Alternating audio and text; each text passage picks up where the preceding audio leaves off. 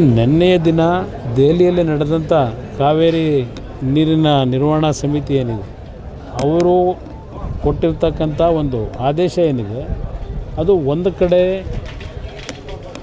ಆ ಆದೇಶ ನಮ್ಮ ನಾಡಿನ ರೈತರಿಗೆ ಅದ್ರ ಜೊತೆಗೆ ನಮಗೆ ಕುಡಿಯೋ ನೀರಿನ ಸಮಸ್ಯೆಗಳು ಮುಂದಿನ ದಿನಗಳಲ್ಲಿ ಮತ್ತೆ ಮಳೆ ಆಗದೇ ಇದ್ದರೆ ಸಂಪೂರ್ಣವಾಗಿ ನಮ್ಮ ರಾಜ್ಯದ ಜನತೆಯ ಪಾಲಿಗೆ ಅದು ಒಂದು ರೀತಿಯ ಮಾರಣ ಹೋಮ ಆಗ್ತಕ್ಕಂಥದ್ದು. ನಮ್ಮ ರೈತರು ಈಗಾಗಲೇ ಬರಗಾಲಕ್ಕೆ ತುತ್ತಾಗಿ ಬೆಳೆದಂಥ ಬೆಳೆಗಳು ನಾಶ ಆಗಿದೆ, ಬಿತ್ತನೆ ಮಾಡಿದಂಥದ್ದು ಪೈರೇ ಹೊಡೆಯಲಿಲ್ಲ. ಇವತ್ತು ಆ ರೀತಿಯ ಒಂದು ಪರಿಸ್ಥಿತಿಯಲ್ಲಿರ್ತಕ್ಕಂಥ ಸನ್ನಿವೇಶದಲ್ಲಿ ಇವತ್ತಿನ ಈ ತೀರ್ಪು ಅವೈಜ್ಞಾನಿಕವಾದಂಥದ್ದು ಮತ್ತು ನಮ್ಮ ನಾಡಿನ ಜನತೆಗೆ ಒಂದು ಮಾರಕವಾದಂಥ ಒಂದು ತೀರ್ಮಾನಗಳಾಗಿದೆ.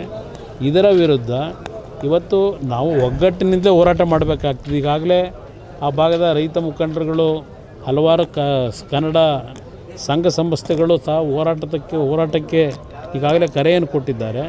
ಅದು ಒಂದು ರೀತಿ ನಮ್ಮ ಒಂದು ಪ್ರತಿಭಟನೆ ನಮ್ಮ ರಾಜ್ಯಕ್ಕಾಗಿರ್ತಕ್ಕಂಥ ಅನ್ಯಾಯವನ್ನು ಇವತ್ತು ತಮಿಳುನಾಡಿನವರು ನಮ್ಮ ಮೇಲೆ ಒತ್ತಡ ಹಾಕಿ ಇವತ್ತು ಏನು ನಮಗೆ ನೀರನ್ನು ಕೊಡಲೇಬೇಕು ಅಂತಕ್ಕಂಥ ಟ್ರಿಬ್ಯುನಲ್ನ ಆದೇಶದ ಮೇರೆಗೆ ಒತ್ತಡಗಳೇನಿದೆ, ಇವತ್ತು ನಮ್ಮ ಪರಿಸ್ಥಿತಿ ಏನಿದೆ ಅಂತಕ್ಕಂಥದ್ದನ್ನು ಧ್ವನಿ ಎತ್ತದೇ ಇದ್ದರೆ ಅದು ಎಲ್ಲ ಒಂದು ಕಡೆ ನಮ್ಮ ತಪ್ಪುಗಳಾಗ್ತದೆ ಅಂತಕ್ಕಂಥದ್ದು ನನ್ನ ಅಭಿಪ್ರಾಯ.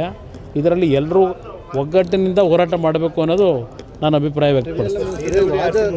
ಇಲ್ಲಿ ವಾದಕ್ಕಿಂತ ಹೆಚ್ಚಾಗಿ ಕಳೆದ ಬಾರಿ 3 ಬಾರಿ KRSನ ಡ್ಯಾಮ್ ತುಂಬಿದಂಥದ್ದು, ನಮ್ಮ ಕಾವೇರಿ ಕಣಿವೆ ಭಾಗದಲ್ಲಿ 3 ಬಾರಿ ನಮ್ಮ ಜಲಾಶಯಗಳು ತುಂಬಿದಂಥದ್ದೇನಿದೆ, ಆ ಸಂದರ್ಭದಲ್ಲಿ ಆ ಒಂದು ನೀರನ್ನು ನಮ್ಮ ರಾಜ್ಯದಲ್ಲಿ ನಮ್ಮ ಭಾಗದಲ್ಲಿರ್ತಕ್ಕಂಥ ಕೆರೆಕಟ್ಟೆಗಳನ್ನು ತುಂಬಿಸ್ತಕ್ಕಂಥದ್ದಕ್ಕೆ ಸ್ವಲ್ಪ ಮೊದಲೇ ನಾವು ಪ್ರಿಕಾಷನರಿ ಮೆಜರ್ಸ್ ತಗೊಂಡು ನಮ್ಮ ನೀರಾವರಿಯ ಇಲಾಖೆ ಅಧಿಕಾರಿಗಳು ಸರಿಯಾದ ರೀತಿ ಕ್ರಮ ವಹಿಸಿದರೆ, ಸರ್ಕಾರ ಕ್ರಮ ವಹಿಸಿದರೆ ಇನ್ನೂ ಕೆರೆಕಟ್ಟೆಗಳಲ್ಲಿ ನೀರನ್ನು ಇಟ್ಕೊಳ್ಳಿಕ್ಕೆ ಅವಕಾಶಗಳಿತ್ತು. ಆ ನಿಟ್ಟಿನಲ್ಲಿ ನಾವಿವತ್ತು ನಮ್ಮ ಕೆರೆಕಟ್ಟೆಗಳಿಗೆ ನೀರನ್ನು ತುಂಬಿಸ್ತಕ್ಕಂಥದ್ದನ್ನು ಯಾವ ಒಂದು ನೇಚರ್ ನಮಗೆ ಬೆಂಬಲ ಕೊಡ್ತಕ್ಕಂಥ ಸನ್ನಿವೇಶಗಳಲ್ಲಿ ಅದು ಸಮುದ್ರಕ್ಕೆ ನೀರು ಹೋಗದೇ ಇರತಕ್ಕಂಥ ರೀತಿಯಲ್ಲಿ ನಾವು ನಮ್ಮ ಕಾರ್ಯಕ್ರಮಗಳನ್ನು ಹಾಕೊಳ್ಳದೇ ಇದ್ದರೆ ಇಂಥ ಒಂದು ಪರಿಸ್ಥಿತಿಗಳಲ್ಲಿ ನಾವು ಕೆಟ್ಟ ಒಂದು ವಾತಾವರಣ ನಮ್ಮ ರಾಜ್ಯದ ರೈತರ ಬದುಕು ಮತ್ತು ನಮ್ಮ ನಾಡಿನ ನಾಗರಿಕರಿಗೆ ಕುಡಿಯೋ ನೀರನ್ನು ಕೊಡಲಿಕ್ಕೂ ಇವತ್ತು ಸಮಸ್ಯೆಗಳನ್ನು ಎದುರಿಸ್ತಕ್ಕಂಥದ್ದು ಈಗ ಕಾಣ್ತಾ ಇದ್ದೇವೆ. ಆ ಹಿನ್ನೆಲೆಯಲ್ಲಿ ಈಗಾಗಲೇ ಹಲವಾರು ವರ್ಷಗಳ ಹಿಂದೆ ನಡೆದಂಥ ಈ ರೀತಿಯ ಒಂದು ಸಂದರ್ಭಗಳಲ್ಲಿ ಆದಂಥ ಘಟನೆಗಳೇನಿದೆ ಅದನ್ನು ಗಮನದಲ್ಲಿಟ್ಕೊಂಡು ನಾವಿವತ್ತು ಕೆಲವು ನಮಗೆ ಹೆಚ್ಚಿನ ಮಳೆ ಆದಂಥ ಸಂದರ್ಭದಲ್ಲಿ ಆ ನೀರು ತಮಿಳುನಾಡಿಗೆ ಹೋಗಿ ಅಲ್ಲಿಂದ ಸಮುದ್ರಕ್ಕೆ ಹೋಗ್ತಕ್ಕಂಥದ್ದನ್ನು ತಡೆಯತಕ್ಕಂಥ ನಿಟ್ಟಿನಲ್ಲಿ ಯೋಜನೆಗಳನ್ನು ಹಾಕೋಬೇಕಾದಂಥದ್ದು ನಮ್ಮ ಒಂದು ಸರ್ಕಾರಗಳ ಕರ್ತವ್ಯವೇನಿದೆ, ಅದರಲ್ಲಿ ನಾವು ಎಡವಿದ್ದೇವೆ. ಅದನ್ನು ಸರಿಪಡಿಸ್ಕೋಬೇಕು ಅಂತಕ್ಕಂಥದ್ದು ಹೇಳಲಿಕ್ಕೆ ಬಯಸ್ತೇನೆ. ರಾಜ್ಯದ ಪರಿಸ್ಥಿತಿನ ಮುಂದೆ ಪ್ರೆಸೆಂಟ್ ಮಾಡಿದ್ರೆ ಒಂದು ಕಡೆ ಸಮರ್ಪಕ ಮಾಡಲಿಲ್ಲ. ಇಲ್ಲಿ ಪ್ರೆಸೆಂಟ್ ಮಾಡ್ತಕ್ಕಂಥದ್ದು ಒಂದು ಭಾಗ. ಈಗ ನಮ್ಮ ಅಧಿಕಾರಿಗಳು ಇಲ್ಲ ನಮ್ಮ ವಕೀಲರುಗಳು ಪ್ರೆಸೆಂಟ್ ಮಾಡಲಿಲ್ಲ ಅಂತಕ್ಕಂಥದ್ದು ನಾನು ಹೇಳಲಿಕ್ಕೆ ಹೋಗೋದಿಲ್ಲ. ಆದರೆ ನಾನು ಏನು ಹೇಳ್ತಾ ಇದ್ದೇನೆ, ನಮಗೆ 10 ವರ್ಷದಲ್ಲಿ 5 ವರ್ಷ 6 ವರ್ಷ ಒಳ್ಳೆಯ ಮಳೆ ಆಗ್ತದೆ, ಒಂದು 3-4 ವರ್ಷ ಈ ರೀತಿಯ ಪರಿಸ್ಥಿತಿಗಳನ್ನು ಎದುರಿಸ್ತೀವಿ. ಇದರ ಹಿನ್ನೆಲೆಯಲ್ಲಿ ನಮಗೆ ಆದಂಥ ಈ ಹಲವಾರು ವರ್ಷಗಳ ಅನುಭವಗಳೇನಿದೆ, ತಮಿಳುನಾಡಿನ ಅಲ್ಲಿಯ ಸರ್ಕಾರಗಳು ಅಲ್ಲಿಯ ರೈತರ ಒತ್ತಡಗಳೇನಿದೆ ಇದೆಲ್ಲವನ್ನು ಗಮನಿಸಿದ್ದೇವೆ ಈಗಾಗಲೇ. ಆ ನಿಟ್ಟಿನಲ್ಲಿ ನಮ್ಮ ಕೆರೆಕಟ್ಟೆಗಳಿಗೆ ನೀರನ್ನು ತುಂಬಿಸ್ತಕ್ಕಂಥದ್ದು, ನಮ್ಮ ಜಲಾಶಯಗಳು ಭರ್ತಿಯಾದಾಗ ಅದಕ್ಕೆ ಟಾಪ್ ಪ್ರಿಯಾರಿಟಿನ ಟೆಕ್ನಿಕಲಿ ಯಾವುದೇ ಸಮಸ್ಯೆಗಳು ಇಲ್ಲೇ ಇರತಕ್ಕಂಥ ರೀತಿಯಲ್ಲಿ ಕಾರ್ಯಕ್ರಮಗಳನ್ನು ರೂಪಿಸಬೇಕಾದಂಥದ್ದು ಸರ್ಕಾರಗಳ ಕರ್ತವ್ಯ ಇದೆ.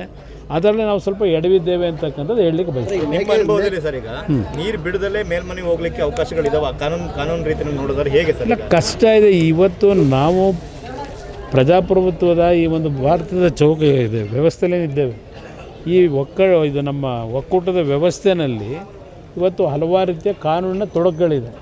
ಸುಪ್ರೀಂ ಕೋರ್ಟು ಮತ್ತು ನ್ಯಾಯಾಲಯಗಳ ತೀರ್ಪಿನಲ್ಲಿ ಹಲವಾರು ಸಂದರ್ಭದಲ್ಲಿ ನಮ್ಮ ರಾಜ್ಯಕ್ಕಾಗಿರ್ತಕ್ಕಂಥ ತೀರ್ಪುಗಳ ಬಗ್ಗೆ ನಾನು ಚರ್ಚೆ ಮಾಡಲ್ಲ. ಆದರೆ ವಾಸ್ತವಾಂಶವನ್ನು ನೋಡಿದಾಗ ಗ್ರೌಂಡ್ ರಿಯಾಲಿಟಿನ ನಮ್ಮ ರಾಜ್ಯಕ್ಕೆ ಹಲವಾರು ವರ್ಷಗಳಿಂದ ಅನ್ಯಾಯ ಆಗ್ತಾ ಬಂದಿದೆ, 100 ವರ್ಷಗಳಿಂದ. ಇದನ್ನು ನಾವು ಬರೀ ಟೀಕೆಗೆ ಆಸ್ಪದ ಕೊಡದೆ ನಾವು ಸರ್ಕಾರಗಳನ್ನು ನಡೆಸಬೇಕಾದ್ರೆ ಇದನ್ನು ಯಾವ ರೀತಿ ಗ್ರೌಂಡ್ ರಿಯಾಲಿಟಿನಲ್ಲಿ ಸರಿಪಡಿಸ್ಕೊಳ್ಳಿಕ್ಕೆ ಇಂಥ ಒಂದು ಬರಗಾಲಗಳು ಬಂದಾಗ, ನೀರಿನ ಸಮಸ್ಯೆ ಬಂದಾಗ ಅದನ್ನು ನಮ್ಮ ರೈತರು ನಮ್ಮ ನಾಡಿನ ಜನತೆಗೆ ಅನಾನುಕೂಲಗಳಾಗದೇ ಇರತಕ್ಕಂಥ ರೀತಿಯಲ್ಲಿ ಯಾವ ರೀತಿ within the purview of our legal ಇದೇನಿದೆ ಆ ಹಿನ್ನೆಲೆಯಲ್ಲಿ ನಾವು ಕ್ರಮಗಳನ್ನು ತೆಗೆದುಕೋಬೇಕು ಅನ್ನೋದು ನಾನು ಈ ಸರ್ಕಾರದ ಮೇಲೆ ಒತ್ತಾಯ ಹಾಕ್ಲಿಕ್ಕೆ ಬಯಸ್ತೀನಿ. Thank you brother.